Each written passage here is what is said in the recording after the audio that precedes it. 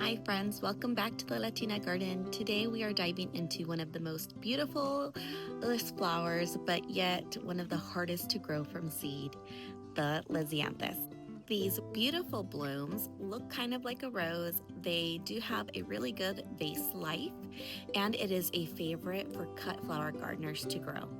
But if you ever tried growing them from seed, you know that it's not for the faint of heart. So today we're going to cover when to start growing them, what to look out for, why are they so tricky to grow, and how to care for them. Plus, we'll go over a couple of tips for growing them depending on your climate zone.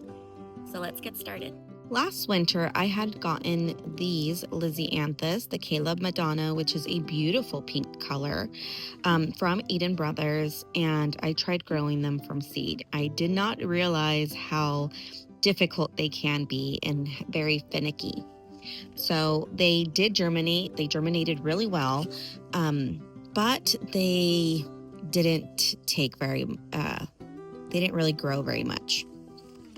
So earlier this summer, kind of late spring, I found these beautiful purple Lisianthus at my local garden center. This is the Juliet Blue. And I brought it home, and then it kind of started dying on me, which I kind of just put them to the side. I watered them just like I do my other plants, but I didn't really give them a whole ton of attention because I thought they were dying, and some of them really did die. But recently I started noticing that it's starting to have some new growth. So now I've decided I'm going to try to save these and plant them in a pot. If you want to try to grow your Lisianthus from seeds, you want to start indoors about 12 to 16 weeks before your last frost date. Lisianthus seeds are super tiny. These that I got from Eden Brothers came in a little type of container here, and they are coated with a special white material so that it's easier for me to grab to plant. When you want to start putting them in your seed cells, you want to just place them over the soil. Do not cover them with soil because they do need the sunlight to germinate. Germination can take anywhere between 10 to 20 days, and they need consistent temperatures of around 70 to 75 degrees. Many gardeners will buy plugs, which are young plants, instead of starting them from seed. And I can see why, because they can be quite hard to grow. If you live in a warm climate zone area like I do, I live in USDA Zone 9B, then you want to start them in late fall or in the wintertime indoors. And you want to transplant them in early spring before the extreme heat hits. If you live in a colder climate zone, you want to start them really early, or you want to buy some plugs. And the reason for this is that you have a shorter growing season, so when you plant them and when you start growing them is really critical. So why is it so hard to grow Lisianthus from seeds? As I mentioned before, the seeds are extremely tiny, they are extremely slow growers, and they can be quite fussy to grow. They will stay painfully slow growing for the first 2 to 3 months, like little blades of grass, which I recall from when I tried to grow them last winter.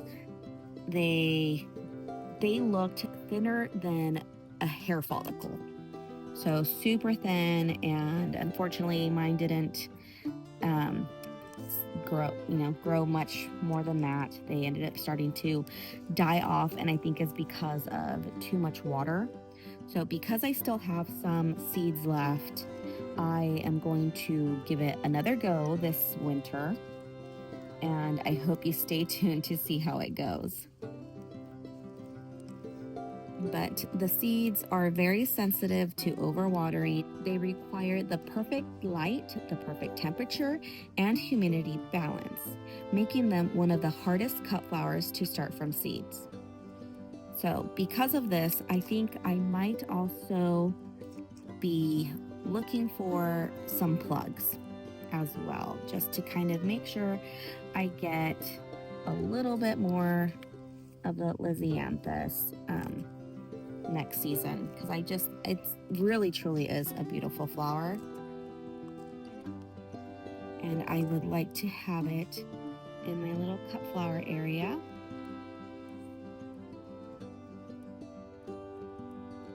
So how to care for the Lisianthus? You want to make sure you have a well-draining soil. You want to make sure that is rich in organic matter. You want to keep them in full sun. They need about 6 to 8 hours of sun.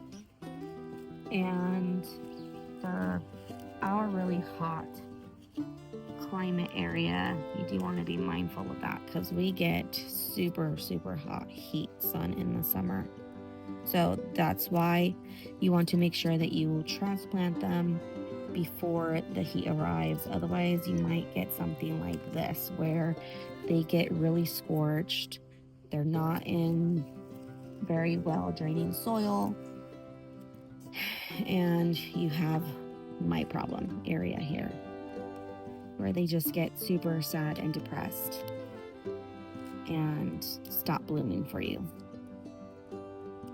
You want to make sure that you are keeping evenly moist, but avoid soggy soil. So you want to always make sure that you pat around the soil and feel your fingers. Is it wet? Is it dry? Gives you an idea of when to water them. Mulch will also help for retaining moisture. So mulching is important, not just for the Lisianthus plants, but they're beneficial for all the plants.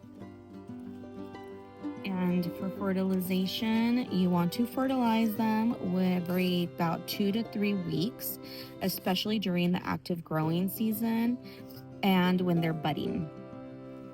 So when you start seeing these little buds, mine didn't get very far. If you live in a warm climate area, you want to plant in a spot that has a morning sun but afternoon shade during the hottest months, and you want to mulch heavily to keep the roots cool. If you live in a cool climate area, you want to use black plastic mulch to warm your soil early in the season. Consider row covers for extra warmth in the spring.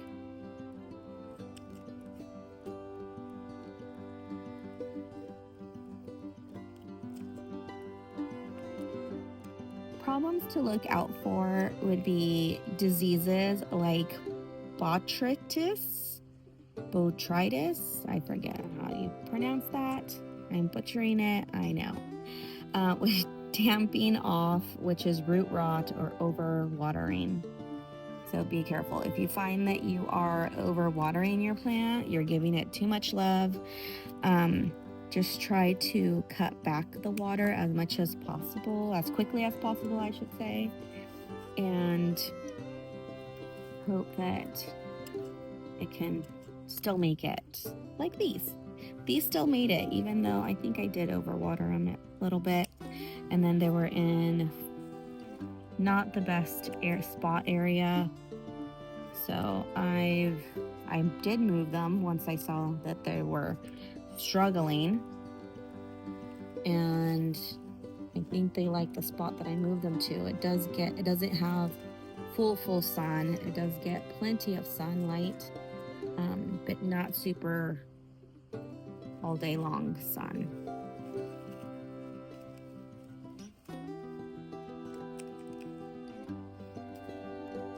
Another thing to look out for would be aphids, thrips, and leaf miners. Heat stress. Plants can stop producing flowers if the temperature is above 90 degrees. So my summers get into the 3 digits for a very long time. Today, I think we're expected to be like 105. So that's why when you live in really hot climate areas, even though something will say full sun, it's not necessarily means that it should be in full sun.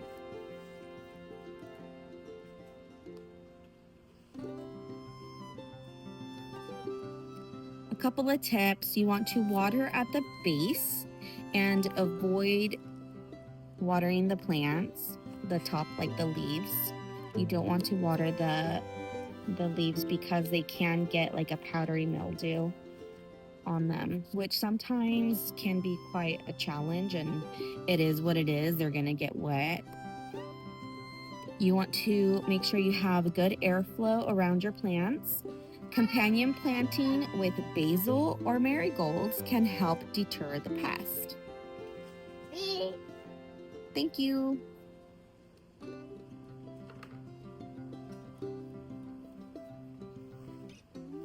Now, one thing I wondered when I first got the Lisianthus was, is this considered a perennial or is it an annual? Now, I've always thought of the Lisianthus of being an annual just because I don't really see them growing quite often in yards. And I don't know, I just always had the assumption that it's an annual. Which, if you live in a warm climate area between zone, I think 8 through 10, it's actually a tender perennial, which means it should come back again. You can try to overwinter it, but it's going to be a little tricky. You want to make sure that you are paying attention to those really cold temperatures during your winter season, and you want to make sure you cover your plants if there's any signs of frost. So any like really cold nights, you want to make sure that you are covering your plants up so that they don't die from the extreme cold. If you live in a colder area, you want to treat it as an annual. Growing in pots, you can bring it indoors during your winter months and maybe use like a grow light, but that's a lot more work if you're going to be doing that. If you want to grow the Lisianthus to use as a cut flower, you want to make sure when you are ordering, you want to pay attention to the stem length. How tall do they grow? Is this going to be a good one to be a cut flower, or is this going to be one that just stays in the garden? So pay attention to the type, variety of the Lisianthus, and if you want to grow them for a cut flower, it is best to cut them when blooms are open and others are still in buds. The vase life can be anywhere between 10 to 15 days, one of the longest for cut flowers. And you want to remove any of the lower leaves to prevent rot in the water. So that's a rule that goes for any cut flower. You always want to make sure you kind of take off the leaves if you're going to cut them. Try to cut them low so that you get a really long stem. Yes, Nico, hold on. You want to make sure you clean and use sharp snips so you can file them. Make sure you clean them. As far as cleaning, you can use like an alcohol spray. Just spray them with a little rubbing alcohol. And you want to place the flower immediately in a cool, clean water.